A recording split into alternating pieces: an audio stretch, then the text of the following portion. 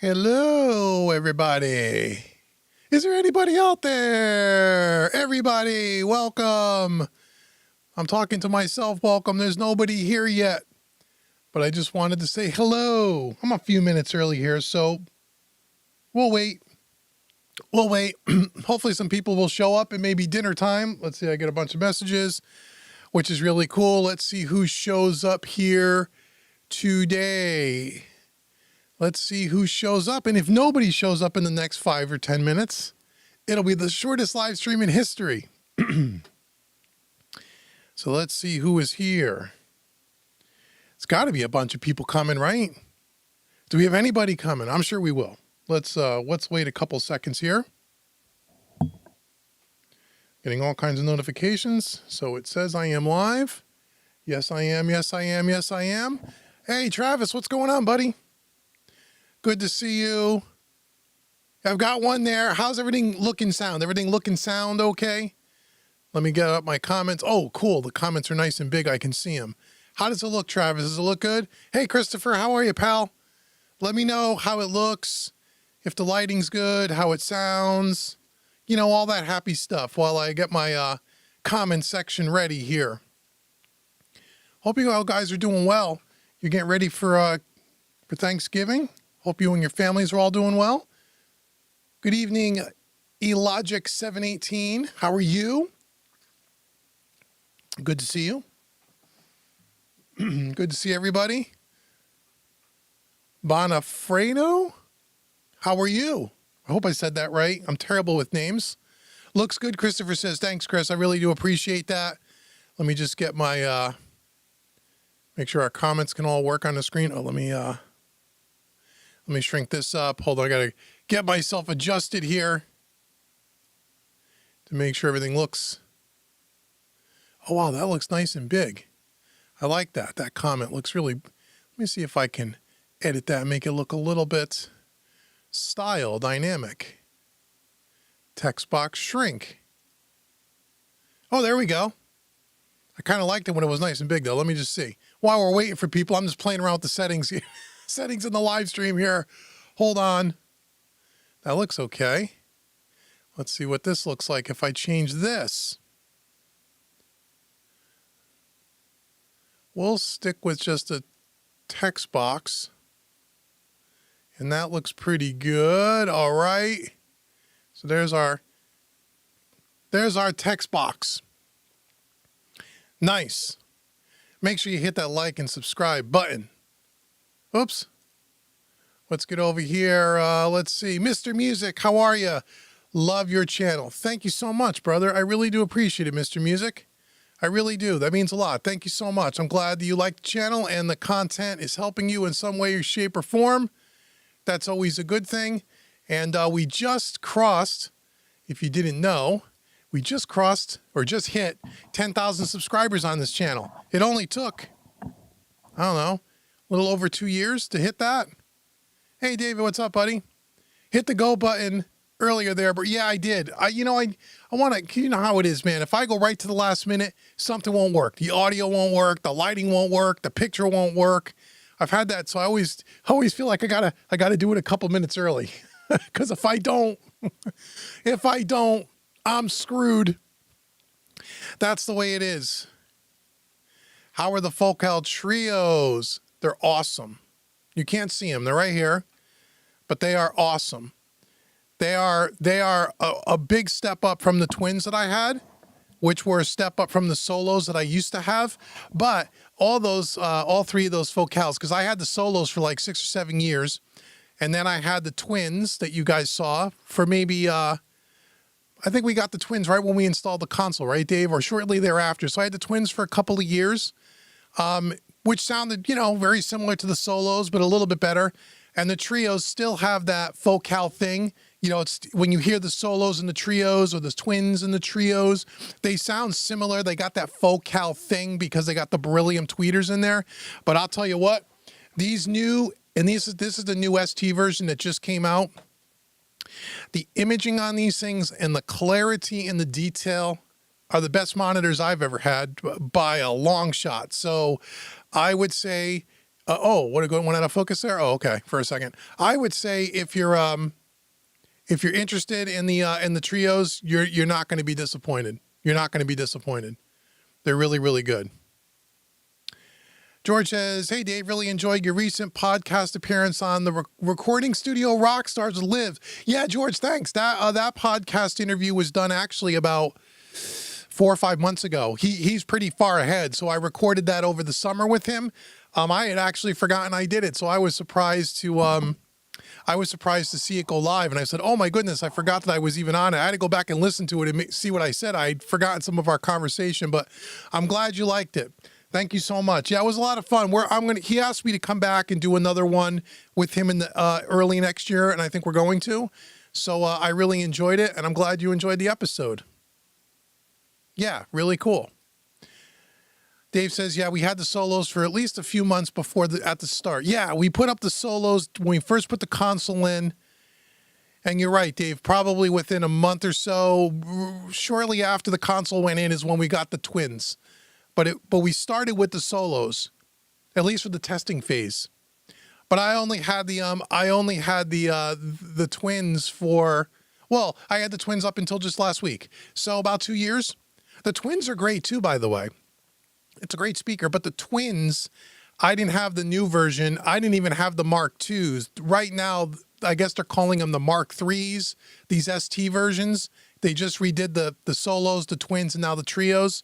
I didn't even have the Mark II version of the twin. I had the very first version, which, again, sounded great to me. I mean, I don't know the difference between the first version and the second version, how much of a sound difference it really was or is. So yeah, the trios are great. Eric says, "Hey Eric, what's up, brother? Have you ever used tannoys?" No, never used them. I know people that use them, and I've heard they got a great reputation, but I've never used them. I've been so used to the focals. I've been using focals now for probably 10 years or 9 years. Prior to that, I was using actually Mackie speakers. They're popular. I think it was the HR or the H224R or 242. The big black wooden cabinets. Those were nice. Those were like my first set of monitors, and then I went straight from those to the Focal solos, and have been on those ever since. And honestly, the only other speaker that I heard when I was listening to the trios, because I bought them local here, because I got a good deal on them, is I listened to a pair of ATCs next to them. And those, but I mean, the ATCs were $30,000, they're $28,000, way out of my price range. I'll tell you what, those ATC 3-ways, I don't remember the model, but it's the one that's like 28 grand that a lot of studios use. Those are fantastic too, but they sound a lot different than Focal. Focal has got a very distinct sound, and I'm so used to them that I'm afraid to switch. Although the ATCs would have been really cool, but not at 28 grand, at least not for me. So David said, we posted our first video on June 20th, 2021. Oh, wow. 2 years and 5 months. Yep. To hit 10,000 subs, which is great, man. We really appreciate all the support, man. The channel, used to get a lot of controversy, but things have kind of settled out and people seem to really like the channel. And, although, there's a lot of great YouTube channels out there, I don't know that there's any other channel that's really doing the analog thing the way we're doing it here. I know there's a lot of great channels that do some gear demos and gear reviews, and they do some stuff like we do too. But I don't know of another channel, if you're new here, if you're listening to this and you're new, I don't know of another channel that actually showed you from start to finish how to have ordered, delivered, install a console step by step by step. 3 or 4 rewires of the gear and racking and wireman. I don't think anyone's ever showed the behind the scenes like that. At least Dave and I never saw it. It's one of the reasons why we did it, because we couldn't find the information. We couldn't find information to learn. So we just documented it. And then since then, all the different things that we're doing with gear and comparing it to other gear and comparing it to software and I just think that this channel is pretty unique. There's a lot of channels that do some really cool things, and they do parts of what we do, but I don't think anyone's doing what we do. So yeah, so I'm glad people like the channel and it's helping, man. You have the solos. What's the difference between the Trio and the ST6? Well, the Trios, it's called the Trio. Is the new model number is the ST series, the ST6. So these are the Focal Trio ST6s. If you're asking what are the difference between the ST models, these brand new models, and the version prior, which I don't know what they call it, the regular Trio or the regular Solo. They say they redesigned the woofers in them. They redesigned the tweeter a tad bit. They did some structural stuff to the inside of the cabinet. It looks on the outside pretty much exactly the same. But I guess a lot of the engineering on the inside, I've never sat right next to an AB to like a original pair of Solos and an ST pair. Why does my camera keep going out of focus? Or an original pair of Trios and the ST, so I can't tell you side by side, you know, what are the sound differences are. All I can tell you is that they did a lot of redesign. And people that have had the originals and now have the ST say they're a step up, a considerable step up, but I haven't been able to sit in the room and listen to that, so I can't say that for sure. So you have to listen to them. You know what I mean? I can just tell you that if you want to know if the Focal Trio STs are awesome, they're awesome. If you're in the market or you're thinking about it, you're not sure, trust me, they're really good. Let's see. There are a lot of amazing channels, but none do what we do the way we do it. That's true. I doubt anyone else would want to. Yeah, that's kind of true, because we kind of show all the behind the scenes stuff, and we show all the stuff that, you know, at times makes us look a little silly. Like when we're learning something that we don't always know what we're doing while we're learning it. And that's okay. That's the whole point, is to show you that, hey, look, we all start at the same place. And if we make mistakes, we try to learn the right way or the correct way, and then pass it along to you. So if it helps you in some way, great. You know what I mean? So how many people we got floating around here? Let me just check the YouTubers. Oh, we got 18. Okay, cool. I want to tell you about some of the videos that are coming up and just chat with you guys. Again, we're just kind of hanging out and talking. Let's see here. No one else does it like you. Professional and enthusiastic. You've learned a lot. Great, Mr. Music. That's great. Thanks. Yeah. Well, we love what we do, and it's, what you see on camera is really, it's not a put on. We love this stuff. I mean, we didn't get into this, for anything other than we really wanted to learn, and we love it, and we're passionate about it, and that's why we do it. So yeah, I'm glad it comes across like that, and I'm glad you learned a lot. That's awesome. That's really awesome. You guys are always sending ideas in the comment sections of other videos about future videos you want to see and stuff. Continue to do that, because it does help. But we're trying to cover everything, and everything that kind of happens in this room, we try to put on camera and bring to you. If it happens here and we're doing it here and we're learning something here, we put it on video. So that's great. So yeah, if you're new here, welcome. Make sure you like and subscribe. If you feel like you want to, support the cause, you can always hit the super chat and say thanks. That helps Dave and I a lot. Helps us buy ourselves a lunch when he comes up. So that's really cool. So feel free to do that. And thanks for being here. And let me just scroll back up here. Hey, Kaiser, what's going on?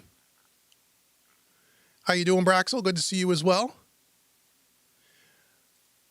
Elogic 718, the difference between you and everyone else is there's no one lying with you. There is no lying with you. Oh, yeah, which is why we appreciate you and David S.J. Yeah, we tell you the truth.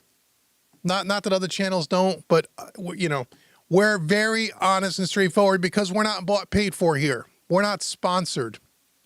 And so because we're not sponsored, we don't have, and most of what you see all in here, we've talked about this before, but for people that are new, because we got 10,000 subscribers now. So I say these things over and over when we get together, because we have a lot of new people coming in that have never seen the other live streams or whatever. But 99% of everything you see in this room, on and off camera, I paid for. No one gives it to me. The only gear that we've ever exchanged, actually, there's two companies now. I shouldn't say one. I want to be truthful. The two companies that we work with, where we would exchange some gear for demonstration videos, is Audioscape and West Audio. Both of those companies, before we worked with them in partnership, I had bought a lot of their gear with my own money already, especially West Audio. West Audio, I've spent a ton of money with them long before I ever had any kind of a working relationship with them. But since we've had a working relationship with them because they know how much I like their products, they've helped us out with one of the 500 racks, their super carrier that was in trade for some videos, and they helped us out with the NG leveler in trade for some of their videos, for some of the videos I've done for them. And I think that's it. Every other West Audio piece, the NG level, or no, excuse me, the NG bus compressor, the Dione, the RIA. I think the NG76, I paid for all of those. Audioscape, same thing. I had purchased a couple of pieces of gear early on in the relationship, and then since that time, they've been extremely generous with us here. And as you can see, well, you can't see all of it, but all the gear that we've gotten from Audioscape is still here. I didn't sell it because it's great equipment. So the moral of that story is everything else here we pay for. So we could be honest about stuff, and I'm not going to come on here and tell you something's good if I don't think it's good. That's for sure. That's for sure. So yes, that's true. We're honest. We will always be honest with you and even tell you things you don't want to hear, which happens an awful lot on this channel. That's why we get a lot of the hate. But we're going to tell you the truth, or what we believe to be the truth. You know what I mean? But sometimes it's just our opinion. Okay, so talk about outdoor gear, specifically Warm Audio versus Audioscape, obviously. Hey, Travis, how are you, brother? Audioscape is a little more money, but in your opinion and use, apples to apples, is it worth the extra expenditure? Well, here's what else, and we talk about this a lot too, so you must be new, and that's cool. Welcome to our family. So here's the thing with Warm Audio. I've only used 3 of their units in the distant past. How in the distant past? Long before there was a Mixing Music analog channel, probably 6 years ago, 5-6 years ago, in that I used the Pultec, their Warm Audio Pultec. I used the Opto, their LA2, and I used one of their 1176, the Black Pan 1176. All 3 of those I did not like, I did not keep. I didn't keep them long enough to know if I was going to fall in love with them, but they, to me, at that time, and don't know if anything has changed, but at that time, to me, the plugin sounded the same to me. There was no benefit to the hardware. I personally felt with those pieces, they felt cheaply made. Again, things could have changed over the last 5 years, but they felt at that time cheaply made. The boxes or the casings of the units were very kind of thin aluminum. They didn't feel like they had that high rugged quality, okay, which is one of the reasons why they're one of the cheapest out there. They got to cut corners somewhere. I never had a problem with any of their stuff from a quality point of view, but I never had it long enough to experience that. And just to give you some background, Travis, of my student base, I have a lot of students, and some of them are here in the chat, that have Warm Audio stuff, that love it, that like it, have never had a quality issue. They love the stuff, they support it. I also have people in this, probably in this chat, and followers of mine and colleagues of mine in the business that have had nothing but problems with Warm Audio. Mostly from the quality control point of view. Some folks, defects right out of the box, how to send it back. Warm Audio made good on the stuff. Everything worked out, but spotty quality. Again, don't know if that's still the same. Conversely, the Audioscape stuff, just from a build perspective alone, is head and shoulders above the Warm Audio stuff that I put my hands on those handful of years ago. Okay? I've never sat them in the room and shot them out side by side. I have no reason to do that. People have asked me if I would do that. I'm not going to go out and buy a bunch of Warm Audio stuff to just shoot it out and then turn it around and try to flip it on Reverb and get nothing for it, because the Warm Audio stuff does not have a good resale value. Usually inexpensive gear like that doesn't. So I can't tell you with absolute certainty that for example, the Warm Audio 1176 sounds the same, better, or not as good as the Audioscape 1176. I've never put them side by side, but I can tell you that we have shot out Audioscape stuff against plug-in counterparts, and they did sound different than the plugins in a good way, whereas I don't remember that with the Warm Audio from 5 or 6 years ago. So what I tell people about Warm Audio, because it's all subjective, but if you're asking my opinion, and you are, my opinion is if you're going to buy Warm Audio, buy it from a place like Sweetwater. Affiliate links, I'm sure Dave will put in the chat at one point. Thank you so much in advance, my affiliate link, where you can return it if there's a problem or if you don't like it. Don't buy it on Reverb. Don't buy it used to save $50 because you own it, and if there's a problem with it, good luck trying to get it fixed. That's what I would say about Warm Audio. Buy it from Sweetwater, or if that's not your retailer, Vintage King, or somewhere online where you can return it and you have a return policy. That's what I would say. Audioscape, I have, I don't know, 8 or 10 pieces of their gear. I've never had a single problem with any of their stuff. I can vouch for the company in that I know several of the people, including the owner, personally. They've been on our podcast and on our live streams before. If you go back and search our archives, Travis, you'll see that. They're wonderful people, and they got top-notch customer service. And there's a lot of people maybe here watching tonight or listening that have bought Audioscape stuff since they've seen it on this channel, and I've never had a person write me an email and say they didn't like it. There's my camera again. I don't know why that camera's going in and out of focus. It's on autofocus. Who knows? Anyway, that is my honest opinion about the differences between the two. If you're asking me, would you spend a little more to get the Audioscape over Warm Audio? I would tell you to do that, but you may think I'm being biased because I have a lot of Audioscape gear. I would tell you buy Audioscape over Warm Audio. That's just my opinion, but that's the truth. Like we say, we don't lie here. We tell the truth. Hey, Chris, what's up, buddy? Good to see you. Good to see you. Hey, Jason, how you doing, man? Congrats on 10K. Amazing to see how you've come along, starting with a console and the early gear choices and growing over the years. Yeah, it's been a journey. I think the only piece of gear that's probably still here is the console. Everything in the racks almost everything has been changed out at one point.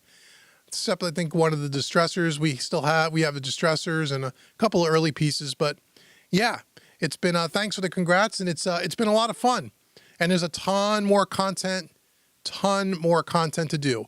So before I answer any more questions, let me tell you about some of there's already content already scheduled all the way through mid part of January already.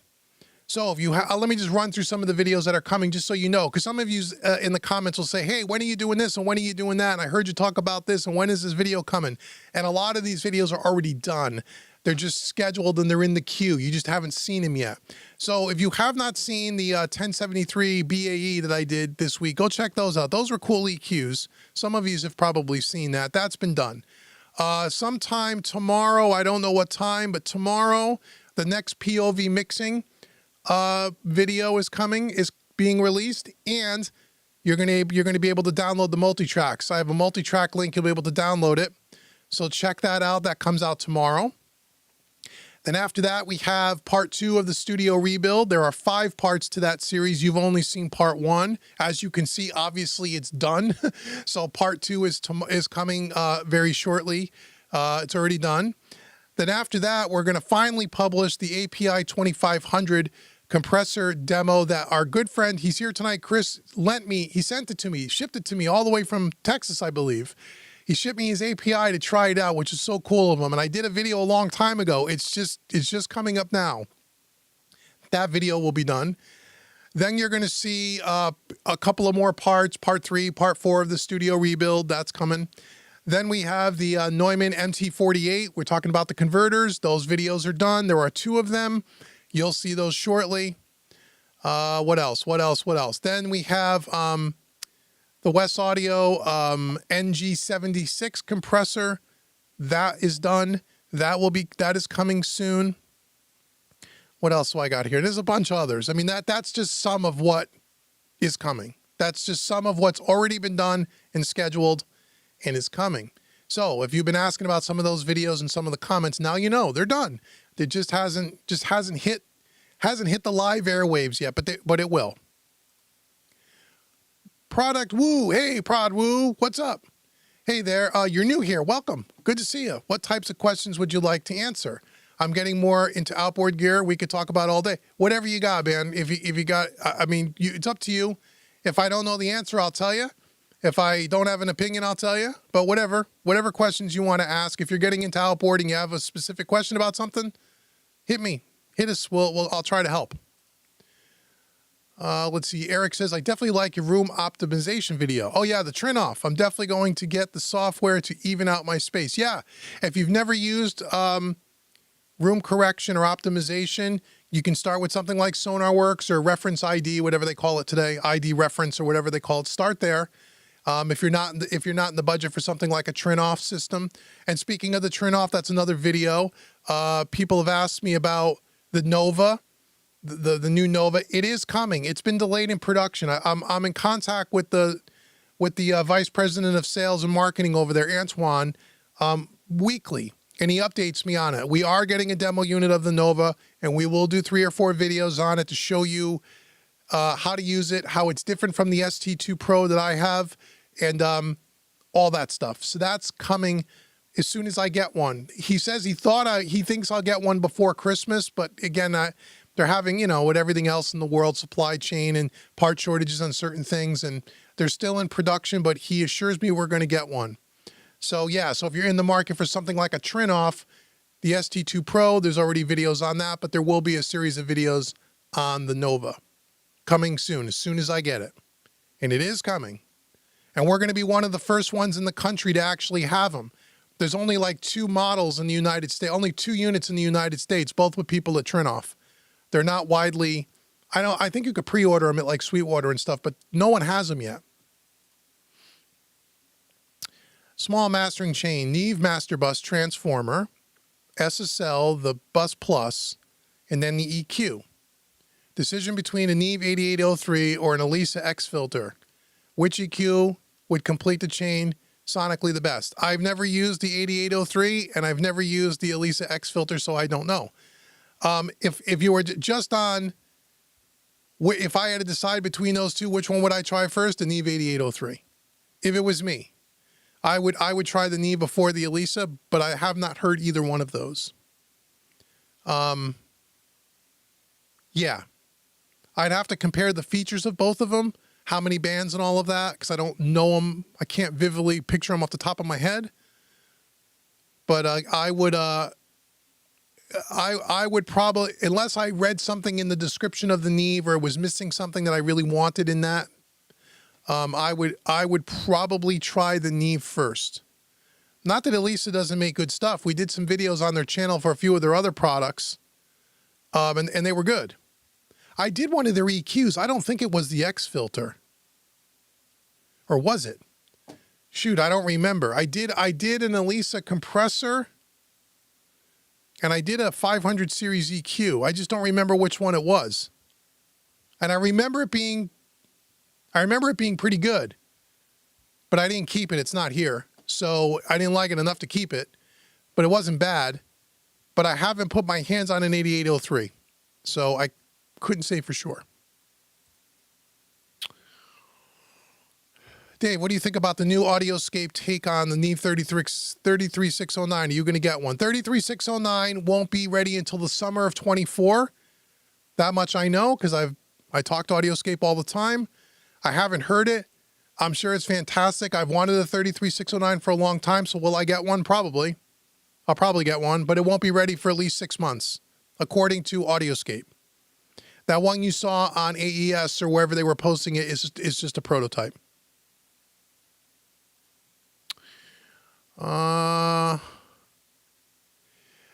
Would be cool to have a separate camera that we could show us your complete rack of gear so you could check it out. Or you could just go watch all the other videos. I got so many videos where you see all the gear. And when you get to see the POV stuff, you'll see it. Yeah, I could, but yeah, no. Go back and watch the channel, man. You of all people know about every piece of gear in the racks. You know about it. And actually there's going to be a new series in 2024, a new video series. I don't know if this is what I'm going to call the series, but this was the first name that comes to mind is What's in My Rack. And we're going to go through each piece of gear and do a full demo, talk about it, design, try to do a little history lesson, if there is one, for a piece of gear, listen to it, kind of go through it in a little more detail. So that'll be coming next year. So we'll eventually touch every piece of gear in the racks. Dave says the Audioscape LA2 and LA3 500 units you paid for, and I think the Verymu as well. The V-Comp, yeah, I think you're right. I know I bought the LA2. I bought both of the LA3s. I think it was the V-Comp, right? Because right, the 76s were demo units. And I think the Reverb was a demo. I think you're right about that. I think those are the 3 pieces that I had purchased. Yeah, I think that's right, Dave. I'd have to go look at my receipts, but I believe that's right. You will not get any hate from me, Dave. I know that. I have no time for it. Plus, it equals no value. I agree. Well, you'd be surprised how much hate I get, Braxel. You just don't see it because I delete all the comments before anybody sees it. But the amount of hate that I get on this channel is unbelievable. It kind of ebbs and flows. Sometimes it's worse than others. Right now, it's maybe because it's holiday season. People are in a good mood and things have kind of settled down a little bit. But there's times, man, you have no idea. You know, sometimes I wonder I should just publish the stuff and let you guys read it. But nah, I don't like that because then I know a lot of you guys read the comments because you're trying to learn stuff, or you're trying to research stuff, and the comments sometimes. The people that do leave good comments that are approved are helpful, you know. So I want to just try to keep it clean and keep it helpful information. And if someone writes a comment about something that has nothing to do with the video or is negative, I usually will delete that because I don't want people to have to sift through all that stuff. But yeah, it's like a part-time job sifting through all the comments. Okay, I've got a 500 series stereo bus chain and looking to add saturation. Thought on the R&D 542s. I have them. So I have the 542 Porticos. Killer, love them. Would never sell them. They're great. The tape emulators, they're great. Now there's other Neve products, even some new Neve products that have come out where they have part of the circuit from the 542, the silk circuit and all of that. They have some of that stuff built into the other gear, but it's not a full-on 542 with all the flexibility that those have. Those are great. Those are great. You could not go wrong with a set of 542s.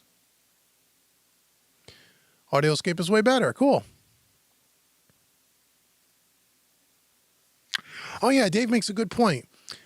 Just as a reminder, we did shoot out the warm audio bus compressor against the SSL. We did do one because Dave had one before he upgraded. And he upgraded, so that tells you what we thought. But there is a video for someone that asked earlier about Audioscape and or warm audio. We did shoot out the warm audio, their bus compressor against the console, against the one in the console, which is the same one as the 500 series SSL.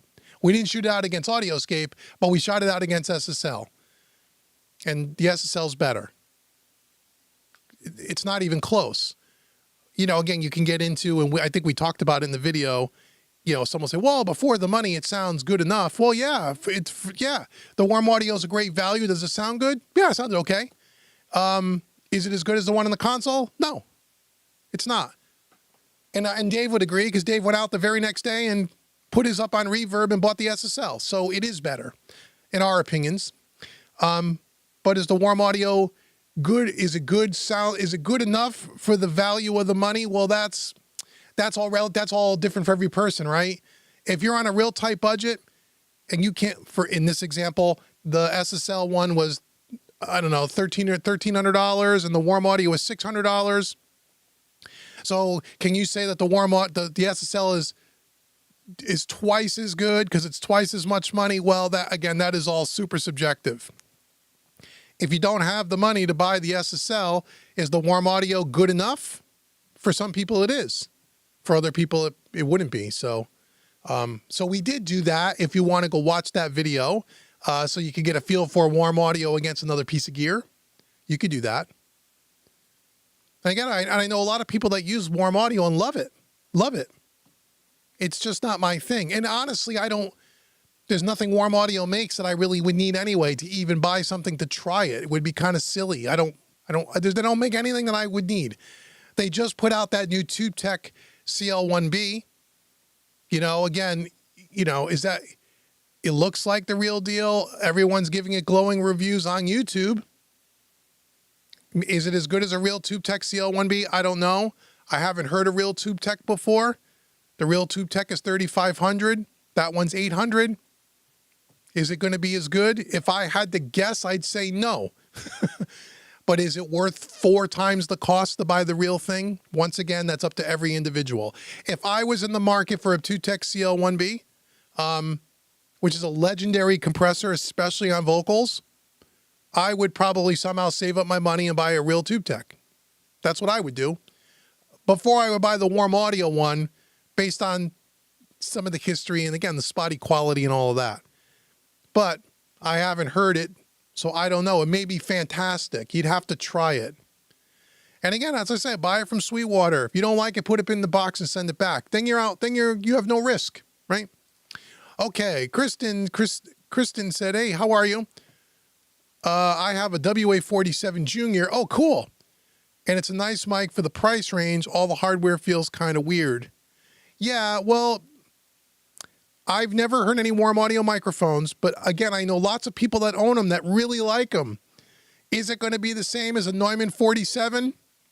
Probably not. But for the price point, you can't expect it to be either. So, yeah, let's be fair to Warm Audio or any manufacturer. If you can't expect a $600 microphone to sound like a $3,500 microphone.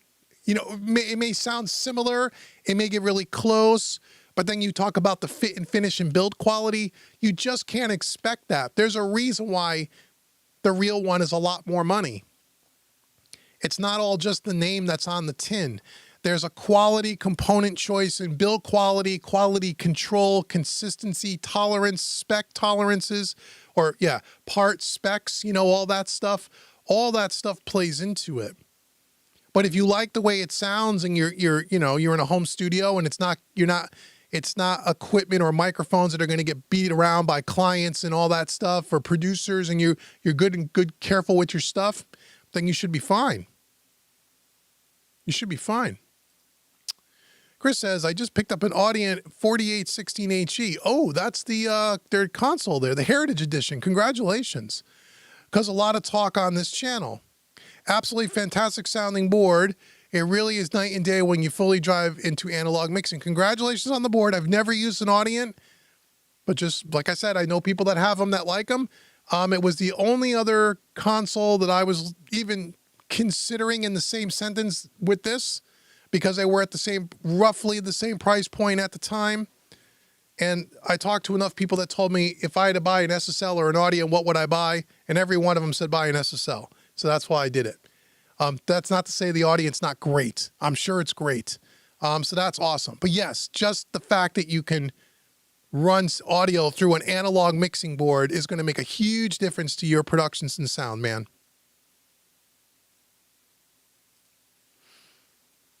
What's happening there? Oh, it must be an infrared. Oh, when I do this? It's never done that, but I guess it does, huh? It's never done that before. That's kind of strange. Okay, I won't wave in front of my face. As long as it only goes out, and I can see it's when it goes out, so hopefully it goes out for a second. I have a suggestion. Why don't you use summing mixers versus a console in comparison? Well, they're two different products, right? So the reason why I bought a console, forget the sound for a second, and welcome, Music Good. I don't recognize your name here, so you must be new, and if you are, welcome, man. So I used to use summing. I've had a couple of summing boxes in my time. A summing box, depending on which one you buy, you run the audio out of your DAW, you're running it through maybe a couple of transformers or some analog circuitry, and you're running it back in. That's way different than working with faders, working with analog EQs, in some desks, analog dynamics, a complete analog preamps, way different in sound. I have not heard a summing box that sounds anything like a console to me yet. Now, again, I only have experience with a few of them, but the ones that I had don't sound anything like a console to me. To me, if you're looking for that analog kind of thing, well, and also too, I'm sure you're aware of this. an analog summer is a hell of a lot less expensive than a console. Let's face it, right? So I get why people go the analog summing route. But here's what I would say. If you're looking for a box to simply put some analog vibe on your signal, which is why you'd buy a summing box, there's no other reason to buy one, then you would be, I think you would be better suited buying something else for your stereo bus. Some kind of something like an SSL Fusion, for example, or one of the Neve Porticos that have like an EQ, a compressor, some tape emulation, like we were talking about the 542s or something like that. An EQ compressor, saturator, analog box for your master bus that has some controls and some flexibility. I think that, to me, makes way more sense, and you'll get the same effect to the audio as you are running through a summing box. That's what I would do. If I had to do it over again, that's what I would do. Is just slap a really good stereo master bus chain together. You know, either an all-in-one box, as I said, or you can get a separate EQ, separate compressor, and a saturation or tape emulation or something like that. To me, that would go way further than a summing box. But there's no comparison, sound and or, again, when you buy a console, what do you buy? You're buying it for the tactile feel and the workflow and the speed of it. Yes, the sound too, but more for the workflow. So to me, they're two different products. They're not even the same. The only thing about them that's the same is that they're both analog, which is true. The only issue at Braxel had with Audioscape is his AS78 and the blend knob. Chris fixed it right away. He said that the blend knob was the toughest thing to get together. Right. Oh, really? Okay. I didn't have a problem with my blend knob. Okay, great. But he fixed it. Okay, good. Okay. Well, there's a testimonial to the customer service there. You know, like with any analog piece of gear, if something goes wrong, if you have a company that's going to stand behind it right away, great. And the difference between Audioscape and a lot of other manufacturers, like a Warm Audio, but not just them, other ones, is Warm Audio and companies like that are big manufacturers, manufactured overseas. They make these things in large quantities. Where Audioscape makes them all one at a time by hand. That's why they're a little more money, and that's why the attention to detail is a little bit better. It's not made on some assembly line in a third world country. So there is a difference. There is a difference. But I'm glad he helped you. If he didn't help you, I would be shocked. I would be on the phone with him as soon as his live stream was done. But believe you me, Audioscape's got great customer service. They do. Oh, and there's my affiliate link. Thanks, Dave. Yeah, if you're shopping at Sweetwater, anybody, you can take that link. You can keep it on your desktop, just copy, paste it, use it 365 days out of the year, right? So whether you're buying guitar strings or guitar picks, a guitar, drums, anything at Sweetwater, it doesn't cost you an extra penny. And I get a small commission, and it really does help. It really does help support the effort here. So people ask all the time, how can I help? What else can we do other than like your videos and comment, which is helpful? There's two things you can do. You can do super chats when we're doing live streams, or you can use my affiliate link when you shop at Sweetwater. That helps me. That really, truly does. Or if you're into training and you need some training courses, buying my training courses, that helps me too. And then at least that way you get something out of it. You get some training. Braxel said you were the first one to get the AS78. Oh yeah, so it could be expected. Plus you love the customer service. Yeah, you got one of the early units, because I know I had an early unit too. Actually, the back panel of my AS78 is not the same as yours, Braxel, because mine's such an early prototype. It's actually the back plate, you know, the input and output connections from the 260 VU, because that's how early of a unit I got. So, which is fine. Okay, Travis. Hey, Travis. Decent, honest answer. Oops, let me stretch that out a little bit so hopefully people can read these things. Make it a little bit bigger for you guys. I actually see most of your YouTube videos. I'm so familiar. Oh, cool. I'm working off a military retirement budget. Thank you for your service, my friend. I own a lot of Warm Audio gear, but looking to upgrade. If your Warm Audio gear is working for you, man, you know, don't leave it unless you don't like something about it. I'm not saying they make bad stuff. I can't say that with absolute certainty because I don't own any of it. but I know people that have had issues with it. Hey man, what do you think about the SSL Big 6? Looks like an awesome mixer. Would it make a in-the-box producer better, or is there anything else you could recommend? Thanks. The SSL Big 6 looks cool. I never put my hands on one. There was a time where we were in talks with SSL to get one in here to kind of compare it to the Origin in that, you know, the quality, the build quality, the knobs, the faders, the sound, and then SSL decided they didn't want to send me one. But again, there's a couple of people that have been on our live streams that actually own one, and they're really happy with it. I'm sure it's great. Would it make an in-the-box producer better? Not the gear. Well, no piece of gear in and of itself is going to make you better as a producer. Your producing skills are going to make you better as a producer. I'm assuming you know that. So being a little tongue-in-cheek. It depends what you're looking for. In-the-box producer means a lot of different things. Is that in and of itself going to make you a better producer? No.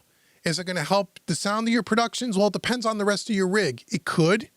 Will it make you better in that you can maybe be faster working on a mixer? Possibly. We'd have to know a lot more detail. But I think it's a great, from what I can tell and from people that have told me, it's a great product, but I've never put my hands on it.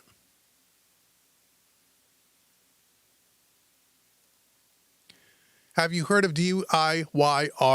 I sure have. They got a lot of different colors. Yep. I recommend you checking them out if you haven't. Have you have any thoughts on them? Yes, David SJ and I, he had, and he may even still have, I think he does. He'll tell you in a minute in the comment. He had a couple of their tape emulation, color, saturation things that actually, there's a couple of videos on the channel. You actually see Dave putting them together. Dave actually built them and recorded them.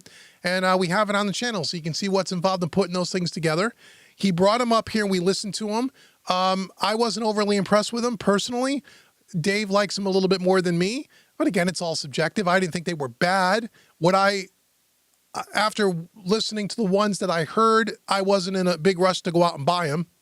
But they make a lot of different things as you suggested. So they may have some really good things in there. Again, I know David SJ and I think Jason, who may be still here in the chat, both have DIYRE stuff, and I know Jason's happy with them. I know our good buddy Charlie from Ultimate Studios Inc., who's done some streams with us in the past. He has some of their stuff, and he really likes them. I only have one listening session with the stuff that Dave brought here, and I didn't think they were that great. But that's just me. So, especially if you're into building the stuff and you want to get a good deal, you know, price-wise, they're really competitive price-wise. I mean, for sure, if you want to build them. And I think you could buy them pre-built too for a little more money. So that's my thoughts on it. There may be some other guys here in the chat that could chime in, that could be a little bit more helpful. Hello, Dave. I have a suggestion. Why don't you do summing mixers? Oh yeah, we just did that. I already answered that. Did I just answer that? You might have probably typed it twice. I just went on my whole console summing box rant. Got the Audioscape Opto and the EQP. They sound so good. Best bang for the buck. Yep, I have both of those. They sound great. Love them. Let's see. Braxel bought the UA Lion. You mean the Black Audio? You mean Black Lion Audio? What's UA Lion? Or maybe that's something that's different that I don't know about. It's so darn good. And I have an original 1972 Marshall 50 watt, and you bought it in 1984 for $375. Wow. Wow. The UA Lion. What is that? Is that a typo? Or is that a new product? Is that called the Universal Audio Lion? I'm sorry, I don't know that one. Oh, Dave says I'm behind the chat. I'm getting there, Dave. I'm getting there. Mr. Music says negative people are used to following those who think exactly like they do. That's true. They don't want to be challenged and they don't want to learn. Ignore them. Oh yeah, we do. We joke around with them. Believe me, I have a thicker skin. I have a thick skin. I actually feel sorry for a lot of those folks because some of them are really nasty. It's really surprising to me what I assume is an adult would say to someone in a YouTube video in a comment section. I mean, it really shocks me. But it happens. Trust me. And you know what it is? We talked about this before. I have 2 YouTube channels. If you don't know, Dave, if you wouldn't mind putting the Home Recording Made Easy YouTube channel in the description when you get a moment. Because there's a lot of new names here tonight. If you don't know, I run a whole nother YouTube channel called Home Recording Made Easy. Some of you, that's maybe how you know me. This is my second YouTube channel. Home Recording Made Easy, that YouTube channel has 2,000 videos and it's still going strong. And that channel has been around since 2012. The amount of hate comments and people I've had to delete and or block off of that channel in 10 years, I could count on one hand. In the Mixing Music Analog channel, we were blocking hundreds of people, literally hundreds in the first 3 months. Because when you talk about analog, and especially when you compare it to digital, it really triggers a lot of folks. And there are people, and the one thing that I try to just tell people, because if you're new here, you don't know this, but I'm hoping that after the live stream and maybe over the weekend and over time, you're going to go back and watch our other videos and kind of scope out what we're doing. The one thing that you'll see that what we say here, Dave and I, when Dave's up here too, is we never say that analog is just better than digital and plugins are no good and you can't work in the box and you can't get professional results. We don't say that at all. Although the people that write some of those comments, they're new and they don't know and they don't take the time to listen to what we say. They just assume because maybe they stumbled upon a video where we were comparing a piece of analog gear to a plugin and we like the analog gear compared to the plugin in that particular video. So people just start firing stuff off, you know. We always say it's not better, one or the other. It's just different. This subject is so incredibly subjective. And there are times, and I work with both. I work in the box all the time with Home Recording Made Easy, and I work analog all the time. I have the benefit that a lot of folks don't, is where I'm sitting right here, just 15 feet off camera is my whole in the box rig. I have 2 different workflows that I can work on at the same time, all the time during the week. I'm working on them all the time. So I am very, very intimate with what the differences are, both from a physical and from a sound perspective. And they both have their pluses and their minuses. There's a lot of benefits about working in the box and digital that you don't get in analog. You can't, it'll never be there. And there's a lot of things about analog that no matter how good the plugins are, in certain cases, they don't sound the same. Not better, different. And I like analog better, but that's just, I'm one guy. Doesn't mean you can't get great stuff in the box. And we say that all the time here, but a lot of people don't realize it. So in other words, this channel and this topic in general, analog, especially when you see some famous engineers all over YouTube talking about how they sold all their analog gear and they're doing plugins and they're saying that the plugins sound just as good as all their vintage gear. So it causes a lot of emotion in people. And then we'll move on to the next question. What I try to tell people here, and what if Dave tries to tell people, is look, if you really want to learn audio, the craft of audio mixing is what we specialize in, is really mixing. Between analog and digital, or between one piece of gear or another piece of gear, whether it's Walmart Audio, Audioscape, SSL, Neve, who picked the name, is you may have a preconceived notion, and if you really want to learn and get better at this stuff, you really got to be able to put that, like they say, check your ego at the door and be open-minded to learning, and just don't have, because you saw something on the internet and you have an opinion and there's no changing your mind. Because you're gonna just stifle your own growth as an engineer and as a musician or anything else. And so the one thing that we are here is we like to learn.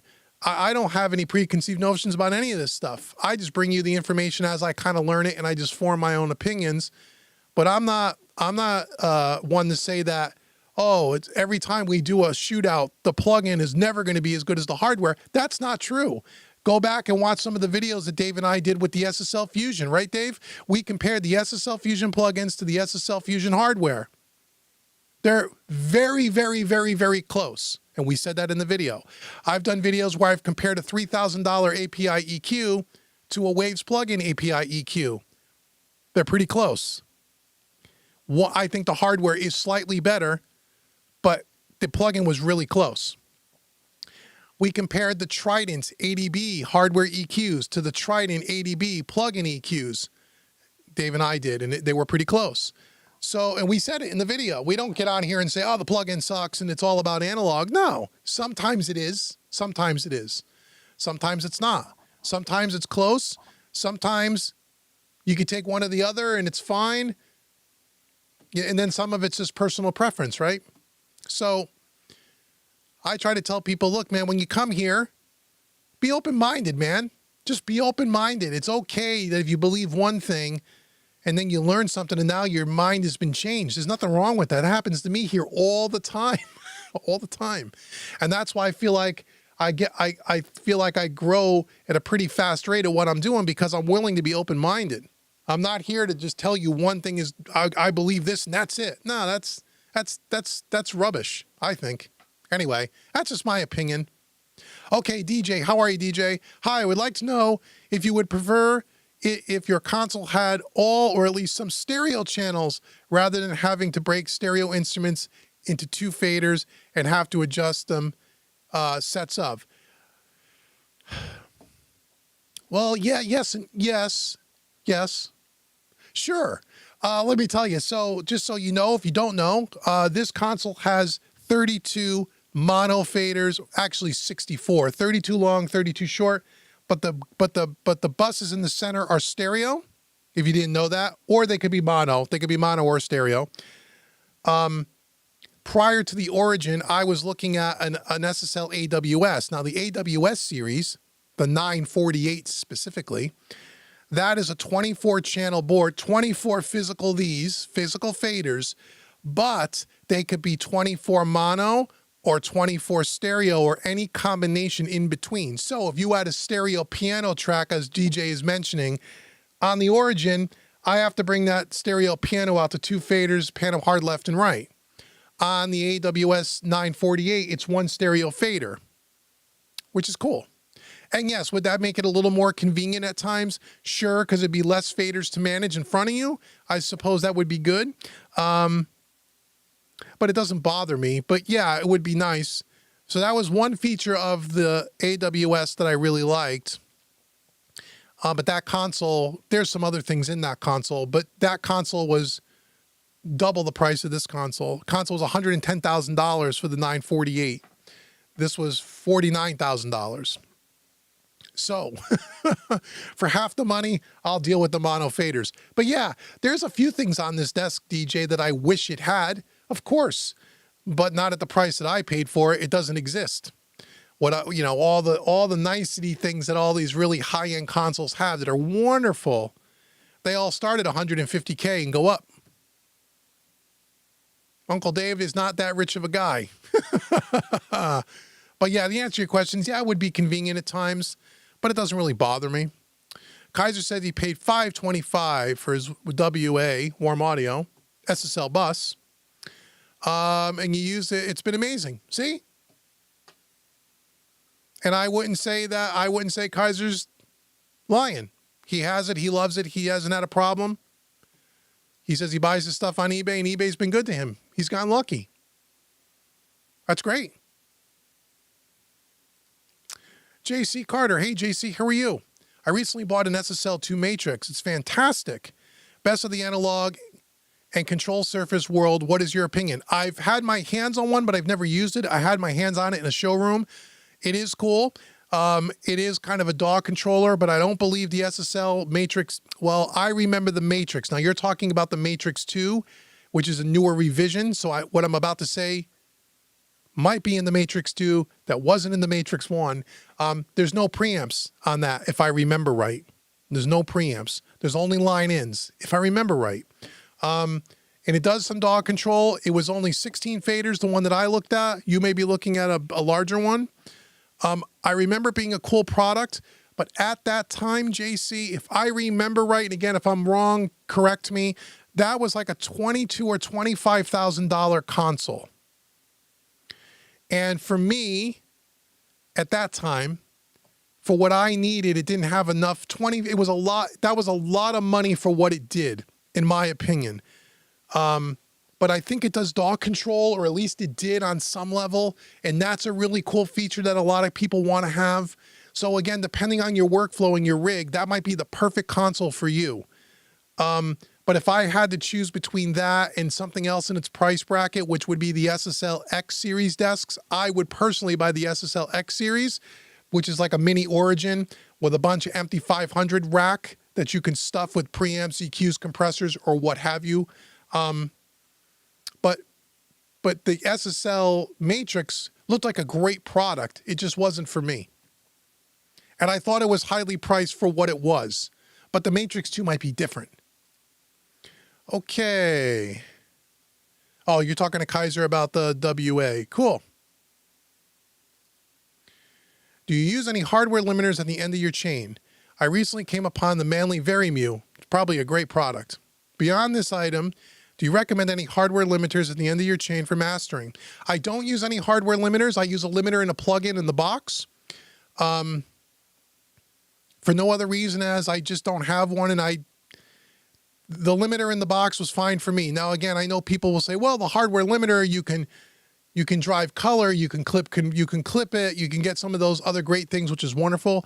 But I have so much of that kind of stuff happening in my master bus between my 542s, my Empress, my Tube EQ, Pultec EQ, I have so much analog saturation and color in this rig that I wouldn't buy it just for that. So, and I don't do mastering per se. I'm a mixing engineer. If I'm going to have it mastered, it's being sent out to a real mastering house. So for me, there's no reason to really have a limiter. I could just do it in the box, which is what I do. And I use a few of different ones. I kind of like the ozone limiters. That's what I kind of use. But I'm not a mastering engineer. Hope that answers your question. Ooh, Cookie. I like cookies. Hey, Cookie. Love your videos. Thank you, Cookie. Have you ever tried DW, Fern, or Hazelrig gear? Never even heard of it. So the answer to that question is no. Sorry, I haven't. David's putting up my affiliate link again. David still has the DIY-RE, and I know he likes it, and it's cool. And he built them, and it was cool. Some cool videos. Kaiser has a Pro VLA2, is paired with his Warm Audio SSL compressor, and his SSL Fusion is paired with his Big 6. Oh, cool. He has a Fusion. That's nice. Yeah, Jason's here. Jason says he has the DIY-RE stuff too. I remember you've said that to me before, Jason. Yeah, I know you have a bunch of their stuff, and you're happy with it, right? I haven't tried all the stuff that you have. Have you tried the Cranberry Baby? No. Nope, not yet. I've seen it. I haven't tried it, though. Braxel says, yes, the UA Lion pedal. I don't know that pedal, Braxel. I'm always up on UA. Why don't I know about that? I should know about that. I don't. So, yeah, that's awesome. I know UA has been getting into guitar pedals over the last several years. I've never tried them. But I'm sure if it's Universal Audio stuff, it's really good. Yeah, there's the link for the Home Recording Made Easy YouTube channel. If you're new here and you just found me here and you don't know about Home Recording Made Easy, go over there, especially if you work all in the box of plugins. Go to that YouTube channel. There's got to be close to 2,000 videos there by now. And then go check out homerecordingmadeeasy.com. If you're an in-the-box guy or gal with plugins, there's a ton of stuff for you over there.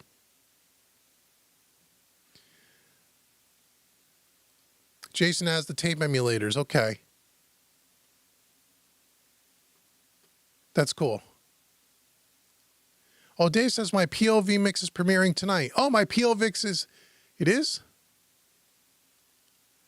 Oh, you know what it is, Dave? You're right. That's on home recording, right? Okay. So home recording, that video is going on both YouTube channels because I'm giving away free multi-tracks. So I wanted to give it to both channels so people would get the multi-tracks. So that goes, oh yeah, in 10 minutes, by the way. The home recording made easy YouTube channel. In 10 minutes, you'll see the POV mixing video, which is all done on the console. That video goes live on this channel, I think sometime tomorrow. So you'll be able to download the multi-tracks. And you're going to say, well, what's the song? You got to watch the video. It's a song you all know. Is the soft tube Chandler curve bender on sale? Oh, you're saying the plug-in. You're saying not the hardware, not for $99. I don't know. I've never used it. I would love, but it's super expensive.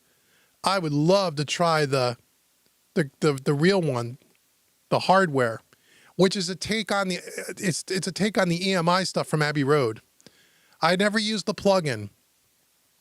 You know what I would do, man? Well, you may be on sale, Braxel, but is that their Black Friday sale?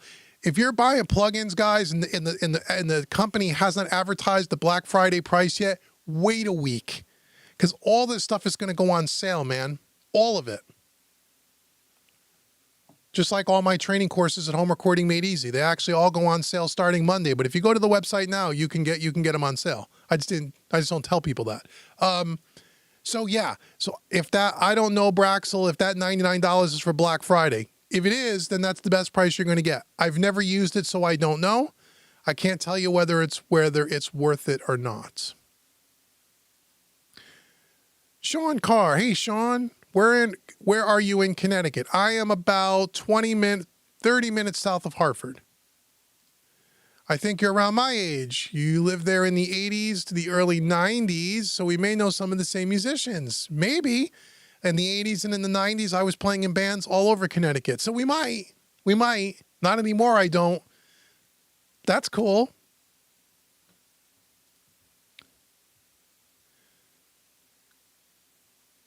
Oh, I just already answered this one, right? Okay. This is the one. No, that's okay. I got it. Yep, you asked me about the, oh no, do you prefer the console stereo channels rather than split? Yeah, you told me, we answered that, right? Oh, or do you prefer having separate EQ and aux inserts? Let me make sure this is this the same question as before? I know we were talking about the mono and the stereo channels.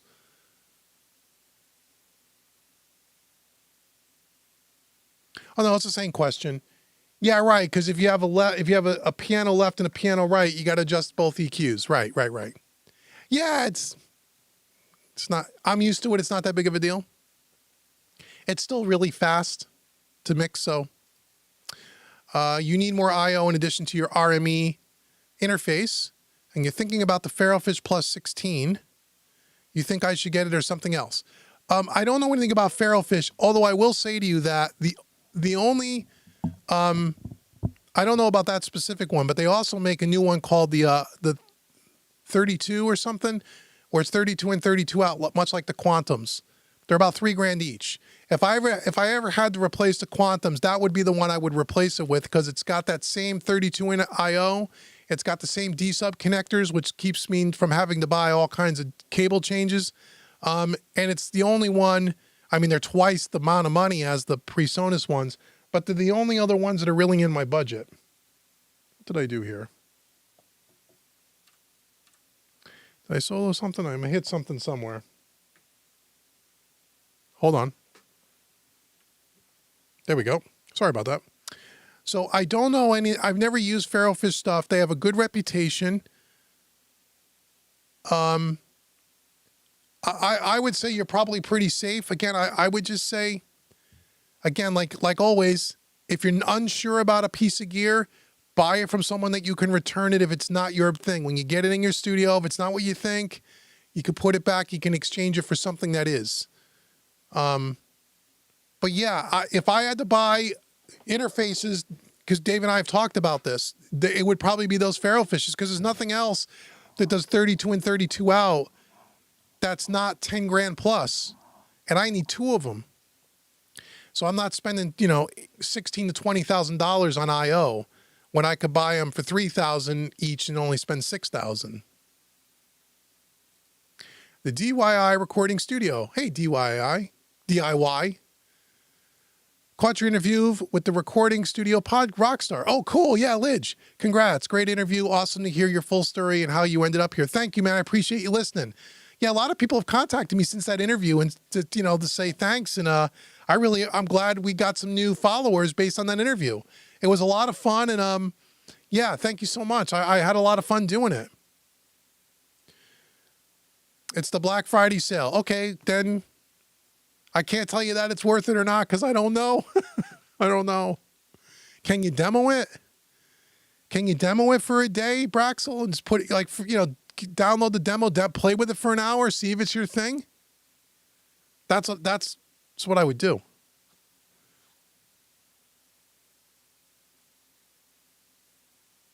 That's what I would do. I can't imagine it's bad, but I don't know. I don't know, Braxel. Sorry. Thanks for the time answering our questions today. The last one for me. Well, you can ask as many as you want. Regarding the 500 series stereo bus, thoughts on the IGS RB 500 ME and the SPL Big. I don't know about the IGS. I have the SPL Big. It's awesome. It's awesome. Can't speak on the other one, but the SPL Big is fantastic.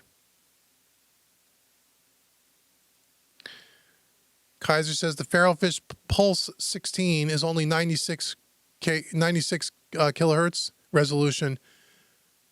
You would get something with 192. Why? This is for recording? Do you really feel like you got to record at 192? If you do, then there you go.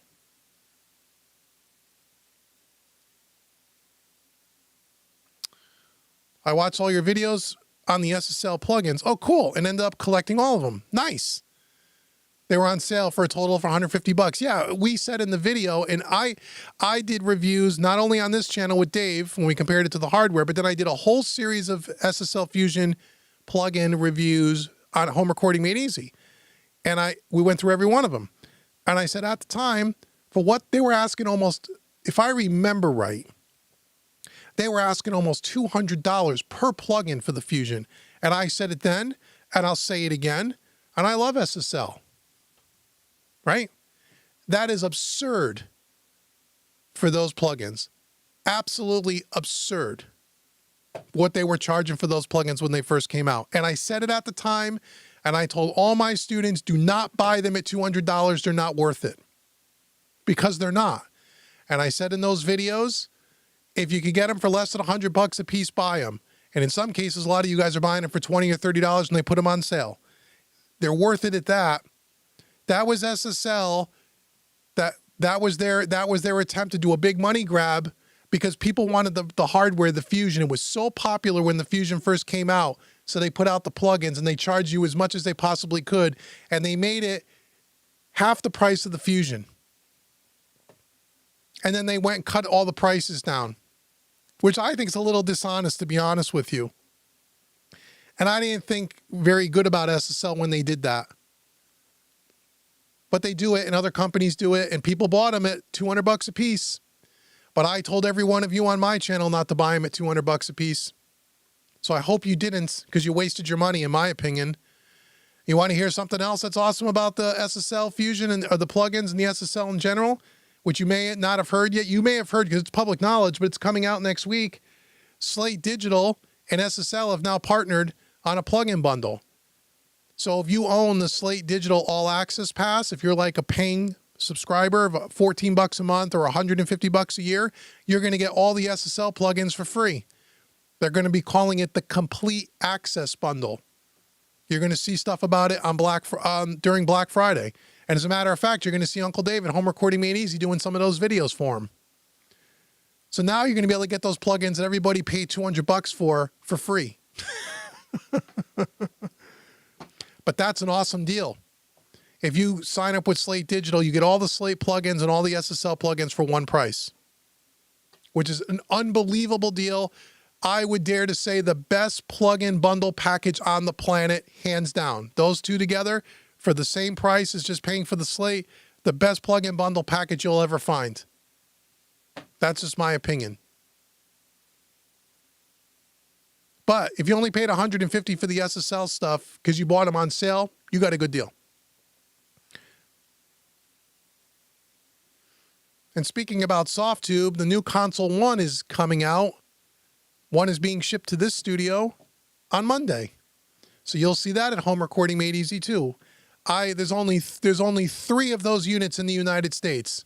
All of them at SoftTube, and I'm getting one of the first ones to do demo videos for them for the new Console 1 Mark III or Mark II or whatever the hell they're calling it. And it looks really, really nice. I mean, just the look of it is killer compared to the first one. So stay tuned to Home Recording Made Easy if you want to see videos about SoftTube Console 1. Oh, wow, I didn't know you were on RSR with Lidge. Yeah, just this last week.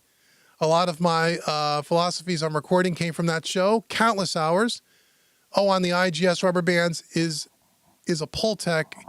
It's pretty great so far. Oh, yeah, I don't know about that. Okay, cool. I use on my master bus, I have a Pultec style. I have the Audio Gain Labs Empress EQ, which again, there's a video on the channel for it. Love that thing. That's a full tube EQ Pultec with a mid-band feature, and also some shelving features in there that makes it really cool.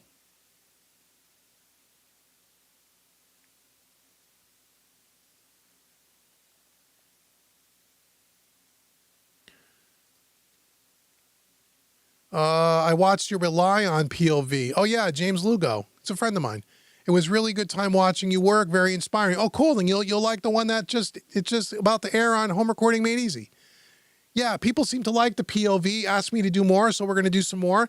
But this time you're going to get the same multi-tracks that I'm mixing. You can mix them for fun. So go ahead and download those tracks and have fun mixing them. And if the videos do well and you guys want me to do more of that POV stuff, we will. I'll do whatever you guys want to do. Whatever you guys want, I'll try to make if I can make it. Looks like SSL plugins are about to be included soon in the Slate subscription. Yes, I just said that. You must have typed that before I said it. Yes, that is true. You will hear more about it in the next week or so. It's already kind of, if you're already a Slate owner, you've already got a bunch of emails and communication about it. So I'm not saying anything out of school. It's already public knowledge to people who already own the Slate Digital stuff. But if you don't own the Slate Digital stuff, just know, wait till the Black Friday sale, okay? Because you sign up during Black Friday, you're going to get both bundles for the price of what you would normally pay for Slate for life, as long as you keep your subscription activated.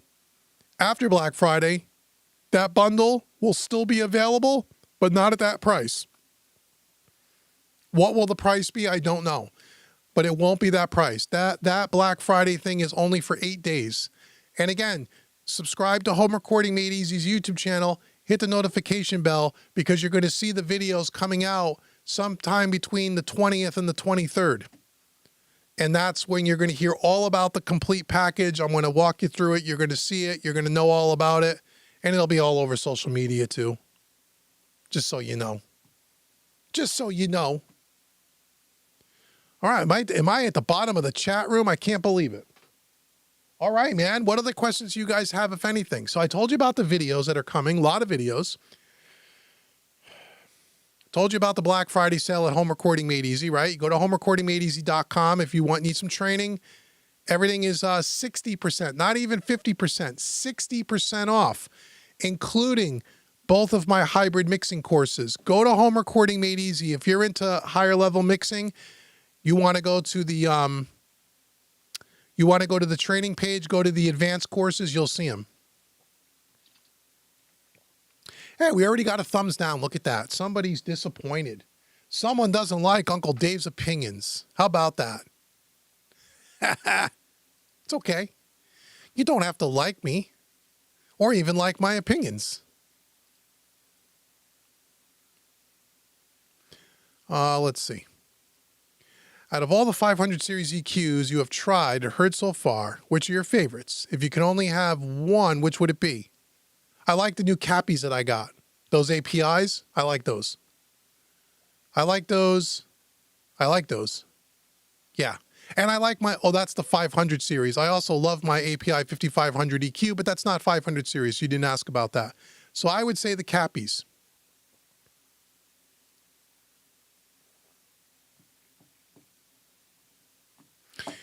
Yeah, Steve, you're right.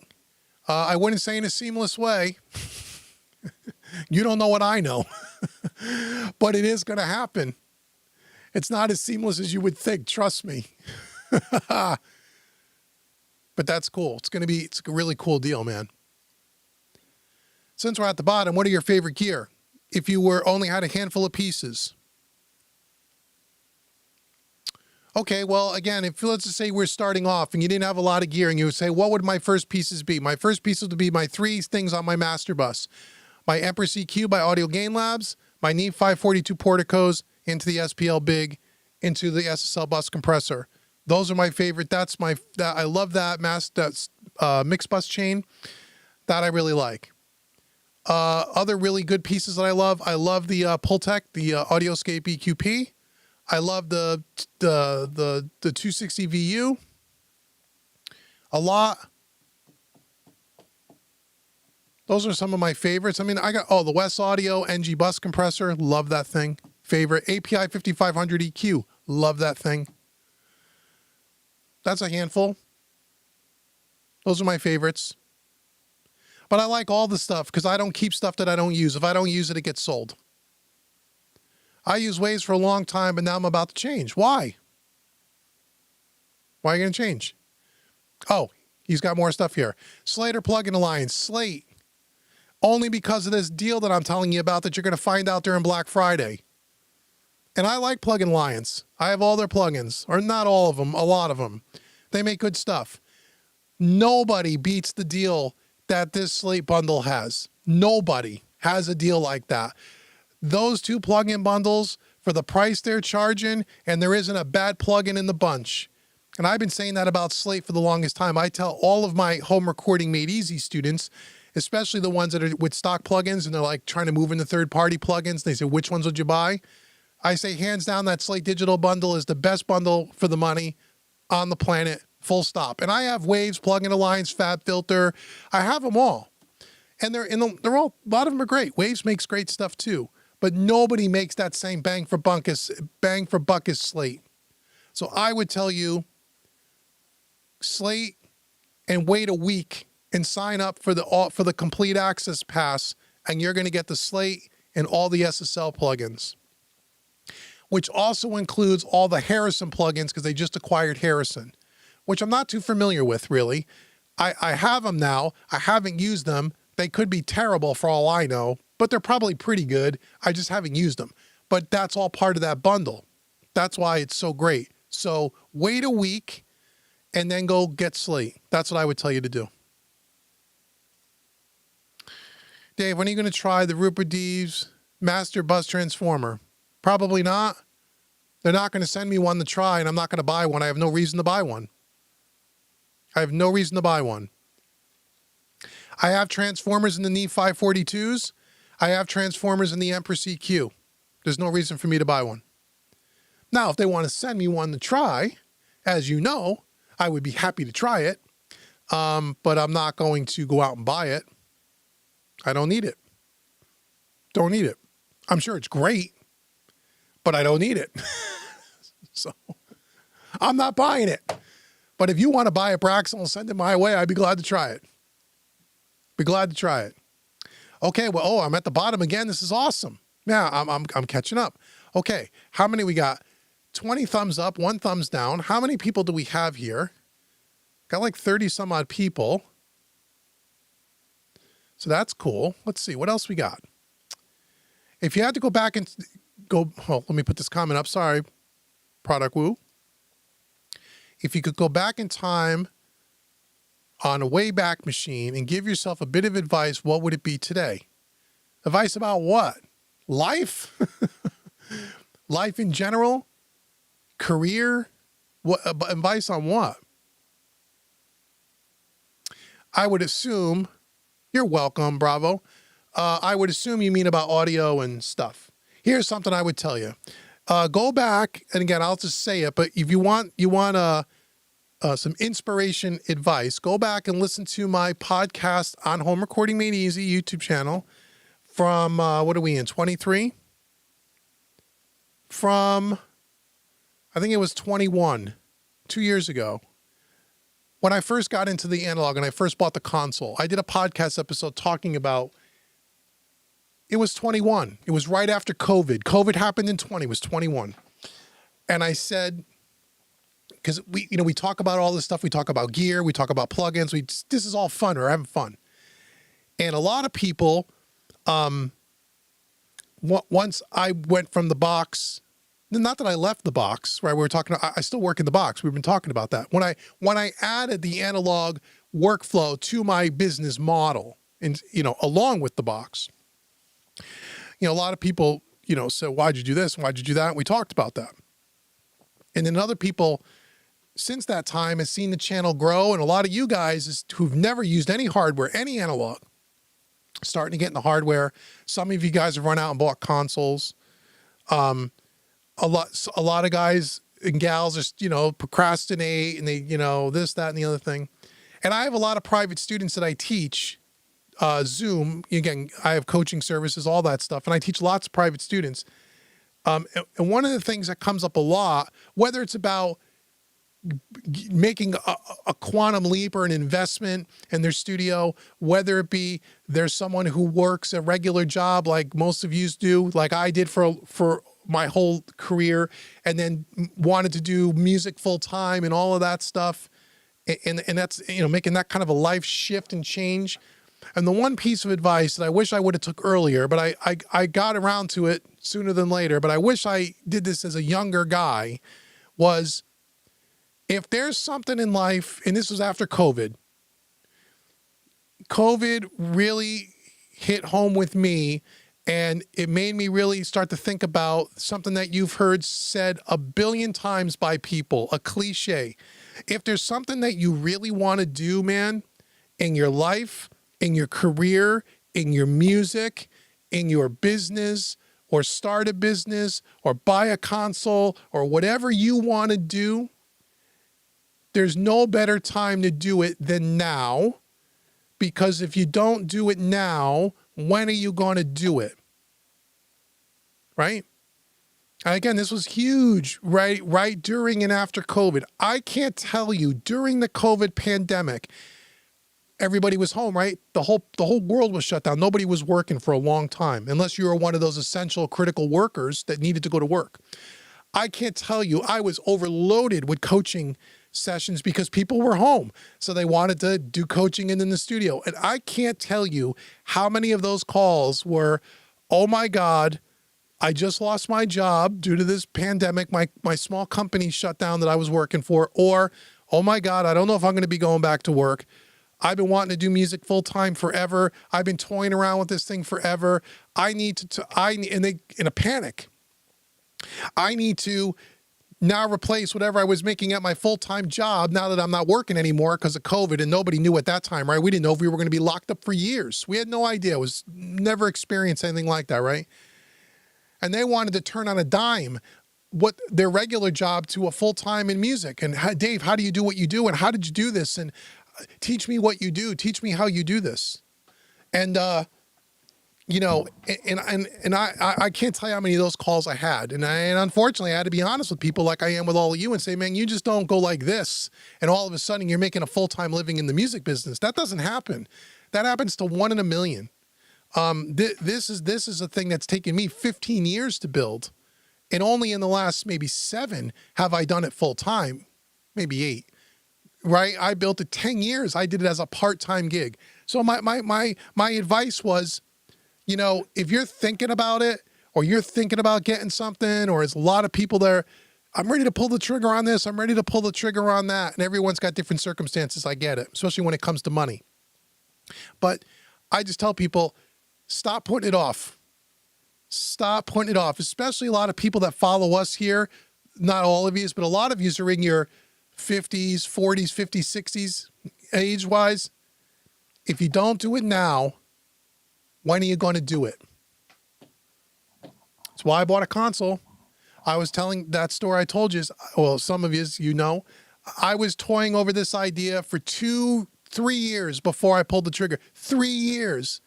I procrastinated. Oh, it's too much money. And what if nobody hires me? And oh my God, I'm going to start another YouTube channel. What if nobody likes it? And what if nobody gives a shit? Did I buy all this stuff and waste all this money? I kept telling myself for 3 years, 100,000 reasons why it wasn't going to work out. Right. And then finally, COVID woke me up and I said, you know what? If I don't do this now, when am I going to do it? And that's the advice I have. If you want to do something in this business or in your music or in your studio or in your career, if you want to work, there's a million ways to make money in the music business, a million ways to make a living. How hard are you willing to work? How disciplined are you? And, are you all talk and no action, or are you all action and no talk? And it's that simple. And that would be the advice I would give to people. Just do it. Like, what's that? Nike? They say that? Just do it. Just do it. Just do it. Don't go into bankruptcy doing it. Don't get divorced. Don't go out buy a console and get divorced. I'm just saying, if you want to do something, do it. And I, as scary as all this was, I could not be happier that I went out and did all of this. I've learned a ton. I met a lot of great people online because of it. I've gotten a lot of work because of it. It helped expand my business because of it. And every single person, with the exception of David S.J., who he was actually one of these people, and then he actually came around pretty quick. But every single person, when I told them I was thinking about buying a console, buying analog, told me I was crazy, told me it was going to fail. I got so much hate on this YouTube channel, as I told you earlier about it. No one's going to hire you. Nobody's going to hire an analog mixing engineer. This will never work. This is dinosaur technology. Andrew Sheps this, Michael Brower that. You don't know what you're doing. You've lost your mind. Every single person. And this thing is not only paid for itself in the first 2 years, but has grown my business probably by the end of this year, 25% in 2 years. I've gotten more business from this stuff than I ever did mixing in the box. So for every person told me no one would ever hire me, I'm busier now than I've ever been. And if I listened to all those people, I wouldn't have expanded my business. Those are the same people, and I'm on a rant here because you asked, those are the same people that told me when I started homerecordingmadeeasy.com in 2014, told me I was out of my mind. There was no possible way you can make a living making training videos in your home studio. No possible way. Everybody, every one of my family members, with the exception of my wife, all my relatives, my siblings, friends, work colleagues at the time, everyone told me I needed to grow up and I didn't know what I was doing. And in less than 5 years, I turned something that started at absolutely nothing into a 6-figure income year over year over year. With no help. I'm the only, help, my buddy Dave helped me, but I mean, home recording made easy, no help, no team of people, no assistants, no social media marketing people, nobody. Did all myself. If I would have listened to every one of those people that told me I was crazy, I'd be still working some corporate job that I hated, working 65 hours a week, and probably would be dead of a stress heart attack by this point in my life. So, my advice is, don't let anyone tell you that it can't be done. My advice is, if everybody tells you you're crazy, that means you're probably onto something. And my advice is, the only reason why people tell you that you're crazy and that you're going to fail is because they failed themselves and they couldn't get it done. And misery likes misery. Just like when someone mentioned a little earlier about the comments, right? Negative people like to be around other negative people. And negative people like to see you fail because they can't succeed. So they want you to fail along with them because it makes them feel good about themselves. Don't listen to those people. Don't listen to those people. So that's my free business and life coaching advice for the evening, fellas. Does that answer your question? Or you're probably like, I didn't even want to know half of what you just said. But that's my advice. Do it. I wish I would have done this 15 years earlier. But better late than never. Okay. When I lived in Orange County, California, I remember when I worked in a studio, and that was one of the first to work with the Alesis ADATs. Oh, cool. Somehow I ended up with the prototype, the big remote control controller. See, I know what BRC means. Huh? I'm a little older than you think. The big remote control, they called it. It was in the late 80s, early 90s. Between the Infinity EQ, the Pro Q3, and the Crenshaw, what do you find yourself using the most and why? I don't use the Crenshaw. I've never used it. I find myself using Pro Q3 more than Infinity EQ when I work in the box, only because I've been using it longer, but the Infinity EQ is great too by Slate. The Infinity EQ is all the same features, or at least most of them, I believe, as the Pro Q3, I think. So I find myself using more Pro Q3 just because I've been using that longer. That's the only reason. I'm doing it now. I'm investing $30,000 in my studio. Congratulations. Good for you, man. Good for you. I hope it works out for you. That's an awesome thing.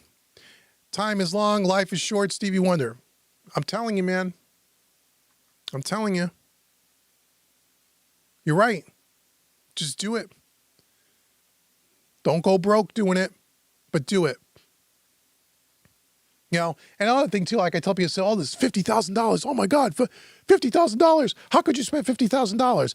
You know how many guitar players that I know have, you're probably some of them here tonight, that have 6, 7 guitars, a couple of Les Pauls, a couple of Paul Reed Smiths, a couple of cheap guitars. And then you probably have, I know guys that have 2 or 3 amps, nice boutique amps, a treasure chest full of Strymon pedals. You start adding all that stuff up, man, you're not too far off of a $50,000 console, let me tell you. Some people like audio gear. Some people like classic cars. Now, I have friends that have 3, 4 classic cars. They're $50,000 each. So $50,000 in the big world of things, it's a lot of money. Don't get me wrong. I'm not going to say $50,000 is not a lot of money.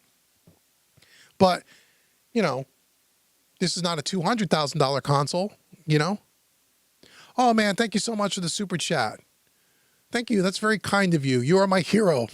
Because you are pushing me into my dreams. Sorry for my English, I know is poor. No, your English is fine, and thank you so much. I don't want to push you into your dreams. I want to lead you to your dreams. I'm telling you. People say, if I can do it, anybody can. You've heard that a bunch of times. I'm telling you, you guys don't know me much personally. I'm telling you, if I can do this and start from nothing and had no knowledge of what I was doing, I'm telling you, if you guys only knew me back in early 2012, 2013, when I started Home Recording Made Easy, I had no idea how to record a video on a camera. I didn't have a personality. I had no clue what I was doing, how to make a training course. I didn't even know how to live stream. If you go back and watch some of the early videos on Home Recording Made Easy, the YouTube channel, and you watch some of our earliest live streams, I didn't even know how to live stream. I was doing live stream tests and like talking to people, and I couldn't do any of this stuff. I learned it all on my own. I had no clue what I was doing. And I figured it out, and I'm not some rocket scientist. I'm just like you guys. So trust me when I tell you, you can do this stuff if you want to do it. You can. I'm telling you, you can. You just got to be willing to put in, it's a lot of work. It does not come easy. Trust me. Lot of work. David S.J. knows firsthand how much work this is. The amount of work, this is a full-time job. I'm running 3 websites and 2 YouTube channels, and this is a full-time thing. And it didn't happen overnight, and it doesn't happen overnight. So just be aware of that. It takes time, but you can do it. Whatever you want to do, you can do it. Inspiring answer, thank you. I'm already planning on getting my 542s. They're great. But you just affirmed my decision. It's one more piece, but it all adds up. Yeah, the 540, you You will not be disappointed with the 542s, man. You will not. Braxel says he has 50 to 70K in guitars. See? You're crazy. Right? You're crazy, just like I was crazy. I'm a guitar player. I would never personally have $70,000 worth of guitars. To me, that's not a good use of my money, but for you it is, and there's nothing wrong with that. See what I'm saying? I know guys that have lots of musical gear. You know? So that's awesome. Yeah, it didn't happen overnight, did it? But you got it, man. Good for you. You're into guitars. You're a guitar player. You like having lots of guitars. Nothing wrong with that. The older I get, the more I believe in tactile knobs and gear. It's inspiring to me and aids me in my creative process, especially when the workflow is fast and mindless. That's the benefit. Yeah, we talk about the sound and the sound. Is it better than digital? All that. We went through all that rap, right? Forget the sound for a second.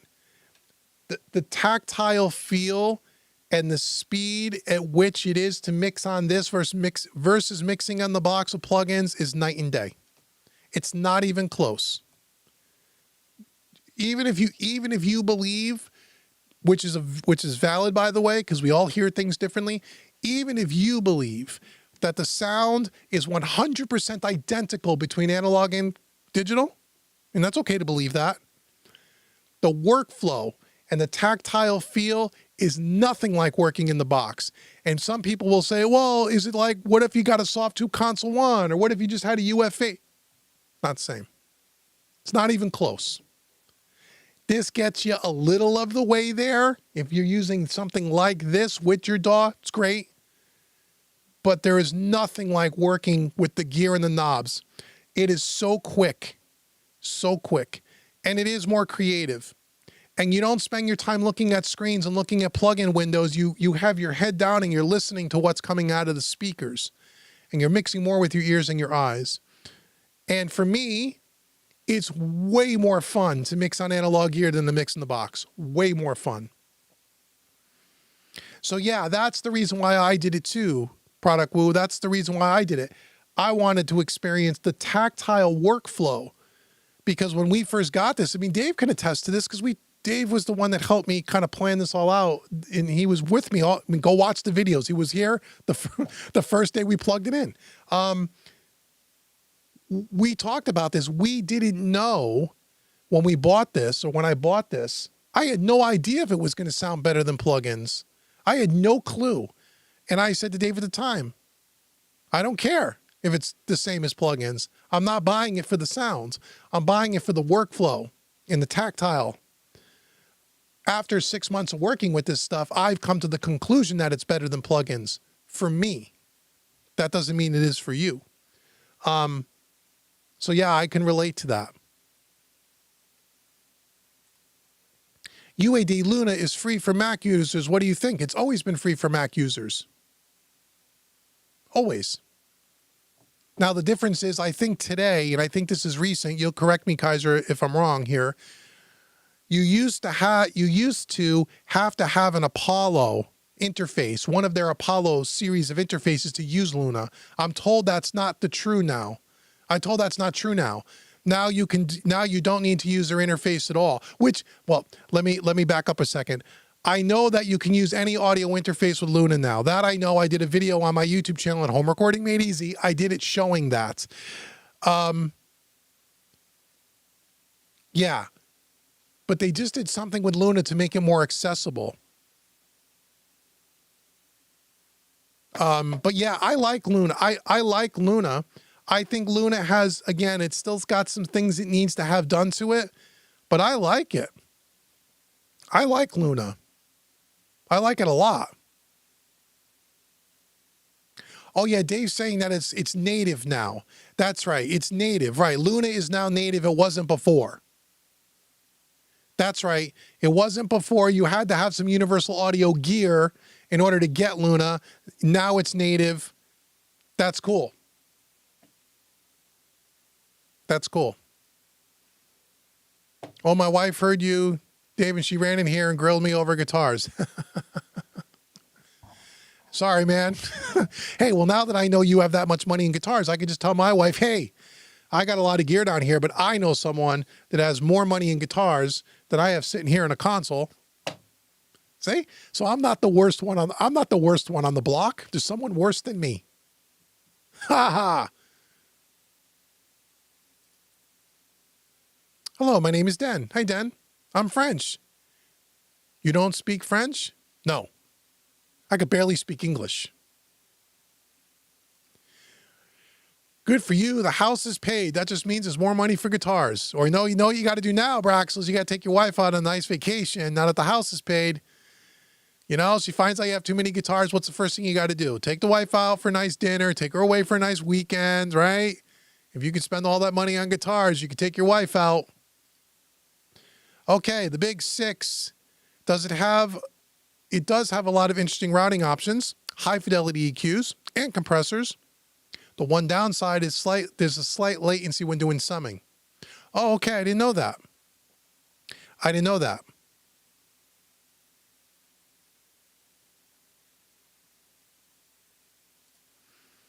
Hey, Walter, how are you? You're from Europe. The SSL bus compressor is a legend. It must be awesome. It's awesome. It's probably one of the most famous bus compressors ever made.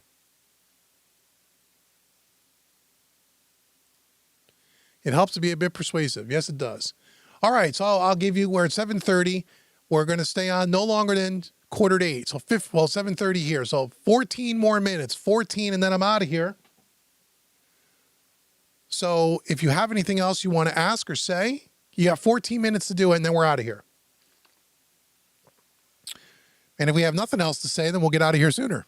But again, I want to thank you so much for joining me here tonight for another one of our live streams. I'm glad you guys are you're joining me. We have 38 people here, which is great. You guys are awesome. Make sure you're liking the YouTube channel. You're subscribed. Make sure you subscribe to both of the YouTube channels. And because there's a lot of great stuff on both of them.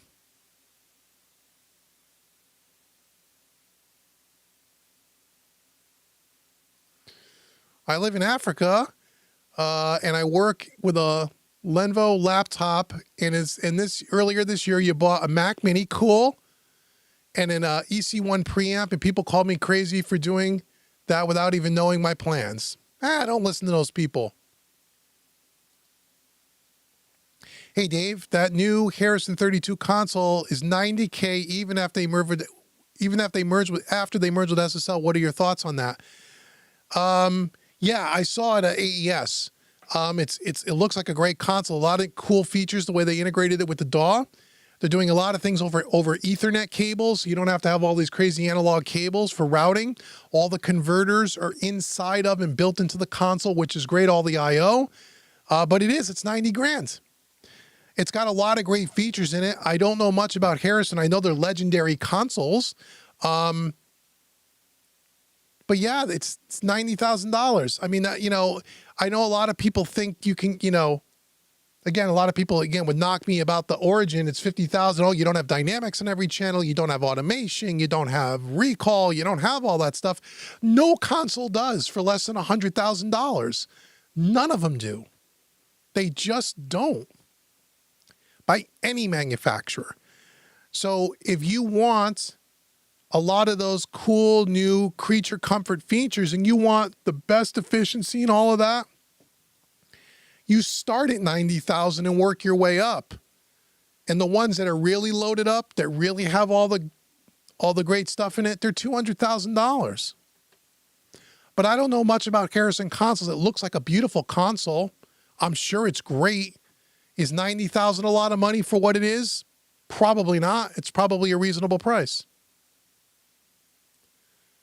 Oh, thank you, Braxel. I'm happy too that you guys are here. What do you think about Harrison teaming up? I think it's good. Again, I don't know much about Harrison. I know their DAW is terrible. Mix, what do they call that thing? That mix bus. I hate it. I hope SSL fixes that. I don't know much about the Harrison plugins, but they look cool. I'm going to try them out. I don't have any I don't have any experience. I just think, I don't think it's a bad thing. I just know that Harrison has a great reputation for consoles in the 70s and 80s, but that's about all I know. Kaiser says they're great and the software version is solid. 100,000 with converters, right. Via Dante, right. But that is cool. Great technology. I mean, you'll see it in parts 3 and 4 of the studio rebuild when I show you all the D-sub cables. There's almost $10,000 of cables to hook up this console. They're doing it all over an Ethernet cable. I mean, that's pretty cool, man. That's pretty cool. So, you know, again, $100,000 with all the converters built in, that probably seems pretty reasonable to me, because I believe that's a 32 channel or a 24 channel. You're talking about at least 24 IO, probably 32 IO. And I know they got some integration with the DAW for some DAW control that you don't get with something like this. So you don't have to buy IO because it's all built into the console. I think it comes with an attached patch bay. I mean, so it's $100,000 is probably reasonable, you know, for what you're getting.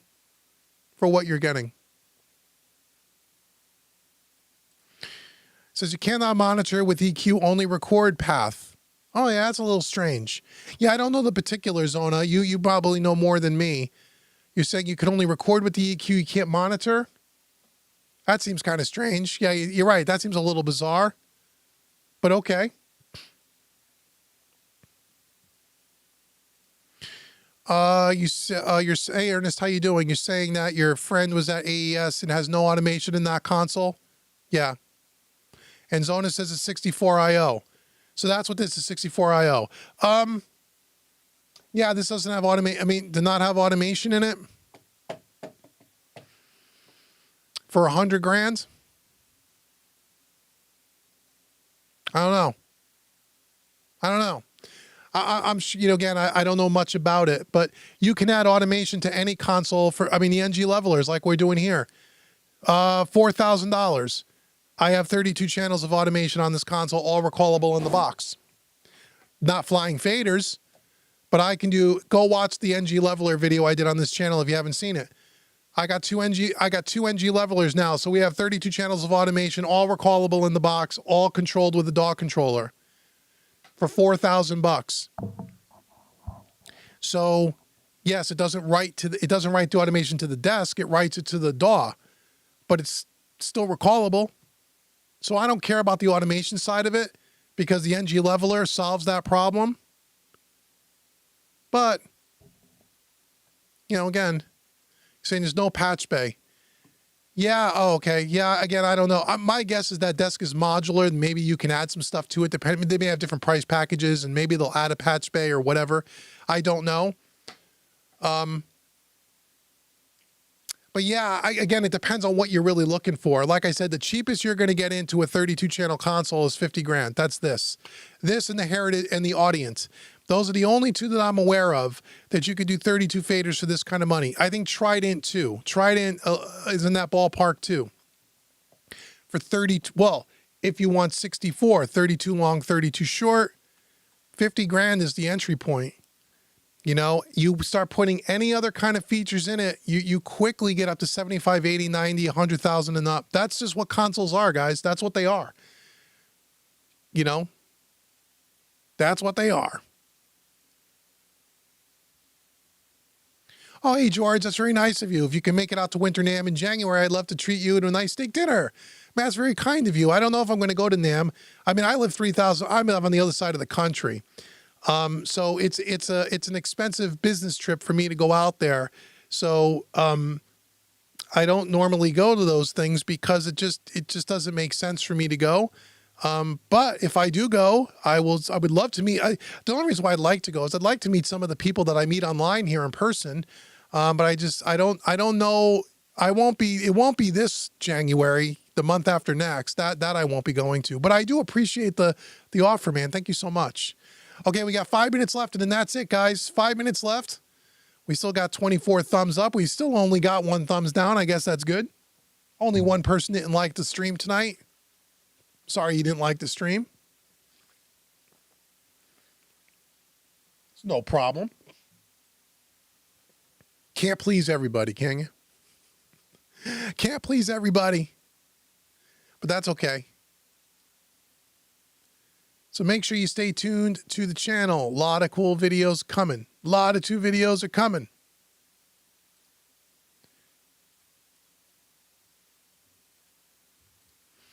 Off the Wall Michael Jackson 32C. Oh, that was on the 32C? Great. That's awesome. But I can tell you that the console, the brand of console that's been on more mixes than probably any other in the last 35 years is SSL. It's the most popular mixing console on the planet. Just is. That doesn't mean that Harrison's not good or Trident's not good or, you know, or API's not good or Neve, you know, they're all great. Console's a console's a console. Well, they all sound different, but you know what I mean, or API. But more times than not, they're mixed on SSLs because SSLs was really built more for mixing than anything, you know. Thumbs up. Yes, that's right. Thumbs up, everybody. No reason to do a thumbs down. You don't have to be a hater. Braxel says he has no room for a console.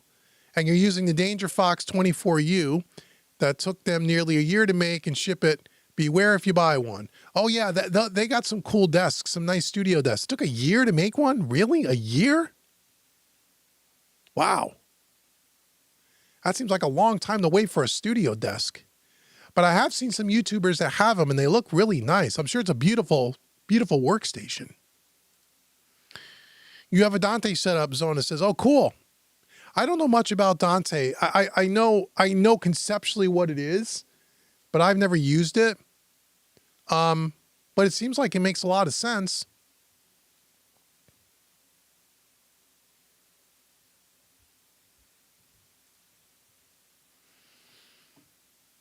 But it's all right now. I've learned my lesson.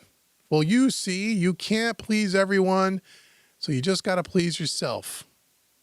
That's true. That's true. Do it for you, man. Don't do it for anybody else. Enjoy your life. Don't worry about what other people say. Holy crap, if I listen to everybody, man, just have fun. This is all fun stuff. Just do it and have fun, man. All right, so we're just about to wind down here. So again, I want to thank you so much, everybody. Thank you very, very much for joining me tonight. You guys are all really, really cool. I really do appreciate all your support. I'm glad that you guys are getting some use out of the channel and the videos are helping. Again, leave comments below if there's certain videos you want to see. I know a lot of you guys ask about different pieces of gear you want me to demo. A lot of that time I don't have access to the gear. So it's not easy for me to just get every piece of gear that's out there. So that's not always possible, but you can leave those in the comments anyway. And if I can get a hold of a piece of gear, I will, because you know me, I like trying new things. And who knows, maybe I'll stumble upon something I really like and it'll stay in the studio. And yeah, make sure you go to homerecordingmadeeasy.com, the website and the YouTube channel, subscribe over there. Especially if you want to start seeing videos coming up on SSL and Slate and SoftTube Console 1, all those videos are going to be over there. You'll have to watch them. And then again, tomorrow, check out the POV video. It's already live right now on Home Recording Made Easy. And go download the multi-tracks and have fun. Have fun mixing the song. And until the next live stream, I'll see you guys soon after Thanksgiving. Happy Thanksgiving to everyone in your family. Hope you're all safe. I'm sure I'll see you guys before Christmas time. But enjoy your Thanksgiving with your loved ones. And stay safe, everybody. And I'll see you guys next time. Bye.